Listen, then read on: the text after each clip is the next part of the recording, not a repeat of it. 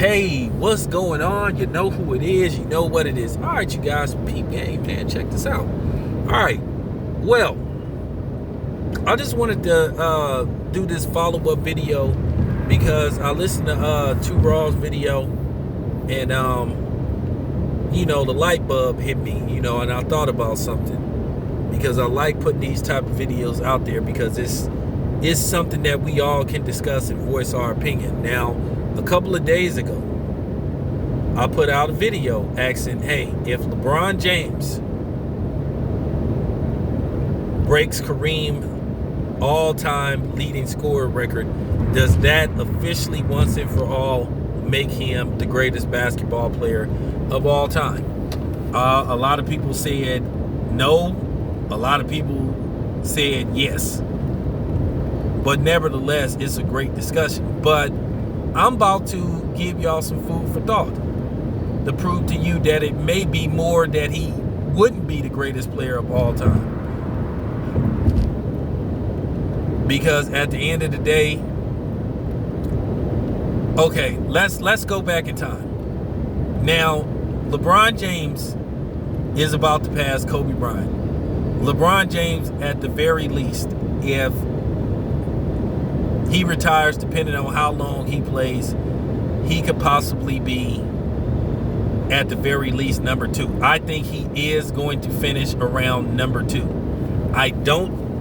Big Mike says that he's gonna stay and pass that record, but as I said before, you got to ask yourself, is LeBron gonna play 19 to 20 years for a record?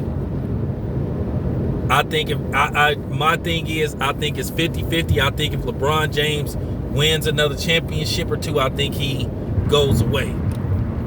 I think if he doesn't, then it's a possibility he stays for that record. So I think it could come down to either or. But let's talk about another scenario that Big Mike brought up. That Karl Malone was on the verge and could have passed Kareem Abdul-Jabbar. Now I'm going to talk about Karl Malone, my personal feelings towards Karl Malone later in this video. But Karl Malone, if he wouldn't have quit, he probably could have passed Kareem Abdul-Jabbar. Karl Malone wasn't a guy that averaged like a career average of 40 points a game. I think his highest point per average, I think there was one year where he averaged like 33 points a game, which at the end of the day, he put up big numbers. Now, me, myself, how I feel about Karl Malone as a person, Karl Malone was not very well liked in the NBA. Now, Karl Malone came out the same draft as Patrick Ewing, Chris Mullin. Patrick Ewing, the frozen envelope draft, where basically they fucked the Warriors out of Patrick Ewing, where they came with that lottery shit that nobody knew that they was gonna come up with. But nevertheless, Karl Malone was drafted in 1985. I can't remember what order he was drafted, but he was drafted very high. And he had possibly the worst suit I ever seen in my life. Very horrible suit. Just go look at his suit when he was drafted. But, Karl Malone said a lot of things that would rub me the wrong way. Look, most people thought that Karl Malone was a coon.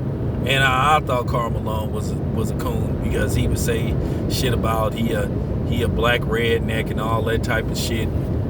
I had no issue with Karl Malone driving trucks, and because Karl Malone has a trucking business, and he has his Class A license.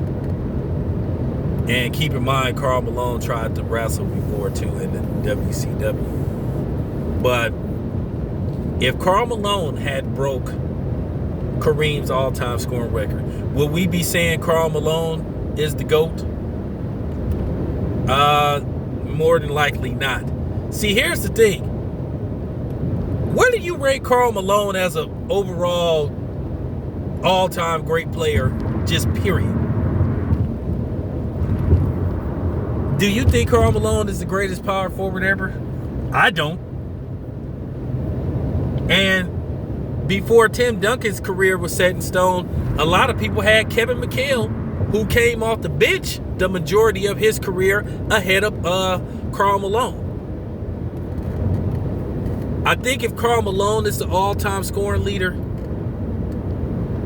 I don't know if you could put him in that GOAT argument, because let's just face the fact, Karl Malone didn't win shit. He didn't win shit.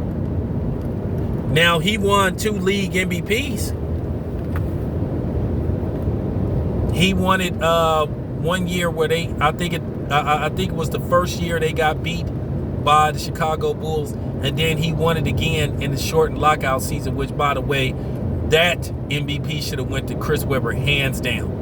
Chris Webber was flat out robbed of the MVP because he went to Sacramento and he made Sacramento relevant.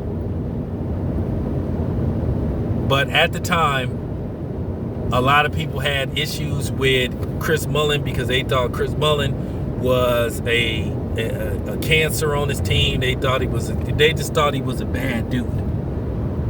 And I think that was unfair. But Karl Malone should not have won the MVP in that lockout season where they played like 50 games. The San Antonio Spurs ended up winning, beating the New York Knicks. And the funny part about it was, they tried to Phil Jackson was hating, trying to disregard that championship. Well, you wouldn't have said, I bet you wouldn't have disregarded had you won. So, nevertheless, if Karl Malone had broke that record, would we be saying he was the GOAT? Like I said, mostly everybody that I talked to about Karl Malone, when you rate him as an all-time great, I don't even know if I have Karl Malone in my I'm just keeping it 100. I don't even know if I have Karl Malone in my top 20. He might be in my top 25 because, once again, he didn't win shit. And a lot of people thought Karl Malone was a dirty player. He was not liked by a lot of people because, Karl Malone had this little thing he would do when he'd go for a layup. He'd try to kick you. He'd throw his foot like real high up in the air, try to kick you. Then he would like throw those little elbows, him and John Stockton. But it was kind of funny when Kenyon Martin got in the league, he knocked Karl Malone's ass like into the second row. And Kenyon Martin had my respect for that. But yeah, let me know what you guys think. Real talk. Do you think if Karl Malone had broke Kareem's all-time scoring record, would he have been the GOAT? I'm out.